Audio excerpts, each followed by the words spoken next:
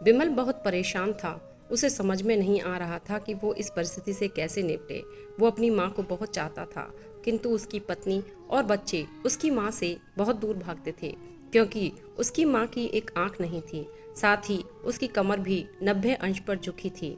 वैसे वह अपना काम सब खुद कर लेती है, किंतु फिर भी वो उसकी पत्नी और बच्चों के लिए हमेशा खटकती है। दादी, आप ऊपर के कमरे में जाओ, मेरे दोस्त आ रहे हैं, विमल के बेटे अखिल ने बड़ी बेरुखी से कहा। पर बेटा, मैं तो यहाँ बहुत दूर बैठी हूँ, विमल की माँ ने बहुत प्यार से कहा। नहीं, आप उनके सामने मत रहो, वो मुझे चिढ़ाते हैं, अखिल ने जोर से डांटते हुए कहा।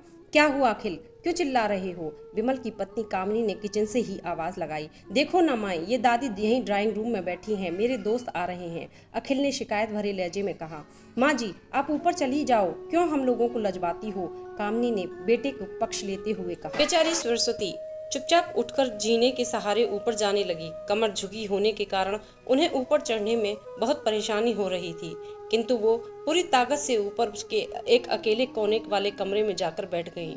विमल बाजू के कमरे से सब सुन रहा था। उसे कष्ट हो रहा था कि उसकी माँ को अपमानित होना पड़ रहा है, किंतु वो असहाय था। अगर वो कुछ कहता तो पत्नी और बच्चे उसका विरोध करने लगते। दूसरे उनके तर्क भी सही लगते हैं। चूंकि वो एक प्रशासनिक अधिकारी था, उसका सामाजिक स्तर बहुत ऊंचा था, उसकी ससुराल भी एक उच्च घराने में थी, अतः वह चुपचाप इस तरह हर दिन अपनी माँ को अपमानित होते देखता रहता था। अपने बेटे की मनस्थिति को सरस्वती अच्छी तरह से जानती थी और बेटे को कोई कष्ट न हो, इसलिए वो हर बात को चुपचाप सह लेती थी।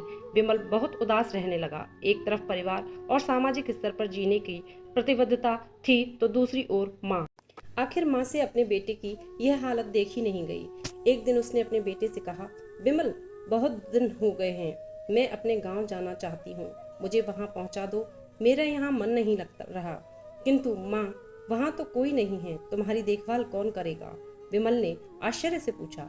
अरे, सब गांव वाले तो हैं, और वो तुम्हारे मामा जी तो उसी गांव में रहते हैं, और फिर हम सारी व्यवस्थाएं कर आएंगे ना। कामनी को तो जैसे मन की मुराद मिल ही गई हो। बेटा, बहू सही कह रही है, सरस्वती ने लंबी सांस लेते हुए कहा। वह अपनी माँ को गांव छोड़ने पर विवश हो गया। माँ को गांव छोड़कर आते वक्त उसे रोना आ रहा था तथा अपनी बेबसी पर गुस्सा भी आ रहा था। कुछ दिनों के बाद उसके चाचा, जो अमेरिका में रहते थे, आने वाले थे।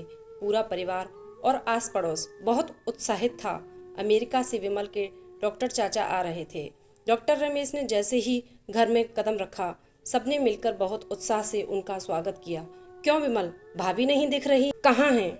डॉक्टर रमेश ने उत्सुकता पूर्वक पूछा। जी, वो गांव में रहती हैं, यहाँ उनका मन नहीं लगा, कामनी ने सपाट लहजे में उत्तर दिया। डॉक्टर रमेश ने विमल की ओर देखा तो विमल ने अपनी आंखें झुका लीं। डॉक्टर रमेश सब समझ गए। बोले, कल हम भाभी से मिलने गांव चलेंगे सब लोग। दूसरे दिन सभी लोग गांव के घर में पहुंचे। देखा कि सरस्वती को बहुत तेज बुखार है और वो पलंग पर असहाय पड़ी है। डॉक्टर रमेश दौड़कर सरस्वती के पास गए, उनके पैर छूकर रोने लगे। सरस्वती की यह हालत उनकी कल्पना से परे थी। वाह बेटा विमल, तूने तो नाम उजागर कर दिया। अपनी माँ की ये हालत देखकर तुझे तो शर्म भी नहीं आ रही होगी। डॉक्टर रमेश ने विमल को लगभग डांटते हुए कहा।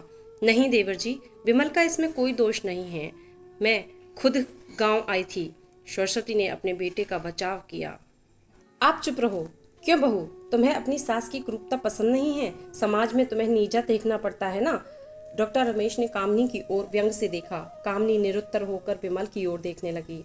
आज तुम जिस सामाजिक स्तर पर हो, वो इन्हीं के संघर्षों की देन है। और बेटा विमल, तुम्हें शायद मालूम ना हो कि बचपन में जब तुम 1 साल के थे, तब छत से नीचे गिरने के कारण तुम्हारी एक आंख फूट गई थी और तुम्हारी रीढ़ की हड्डी में भी समस्या थी। तब तुम्हारी इस क्रूप माँ ने अपनी एक आंख और अपना बोन मेरो तुम्हें देकर इतना सुंदर स्वरूप दिया था। कामनी बेटा, इतने सालों तक संघर्ष करके बेटे को प्रशासनिक अधिकारी बनाने वाली इस संघर्षशील औरत की तुम लोगों ने यह दशा कर दी। तुम्हें ईश्वर कभी माफ नहीं करेगा। डॉक्टर रमेश की आंखों से अश्रु जलधारा बह रही थी। अब भाभी, आप मेरे साथ अमेरिका जाएंगी, यहाँ इन स्वार्थी लोगों के बीच नहीं रहेंगी।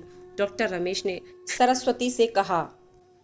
विमल को तो काटो तो खून नहीं था। डॉक्टर रमेश, जो उसके चाचा थे, उन्होंने जो राज बताया, उसके बाद तो विमल को यही लग रहा था कि उससे ज़्यादा पापी इंसान इस दुनिया में कोई और है ही नहीं। वह दौड़ता गया और माँ सरस्वती के कदमों में से लिपट गया। माँ, मेरा अपराध अक्षम्य है। मैं जानबूझकर चुप्पी साधे रहा, आपका अपमान करवाता रहा। अब सिर्फ आप ही उस घर में मेरे साथ रहेंगी और कोई नहीं। विमल ने आग्नेय दृष्टि से अपनी पत्नी और बच्चों को देखा। कामनी को भी बहुत पश्चाताप हो रहा था, किंतु उसकी हिम्मत नहीं हो रही थी कि वह सरस्वती से आंख मिलाए। सरस्वती ने कामनी की मनस्थिति को समझकर उसे पुचकारते हुए अपने पास बुलाया और विमल को डांटते हुए कहा, खबरदार, जो मेरी बहू को मुझसे अलग करने की कोशिश की तो तुझे ही घर से बाहर निकाल दूंगी।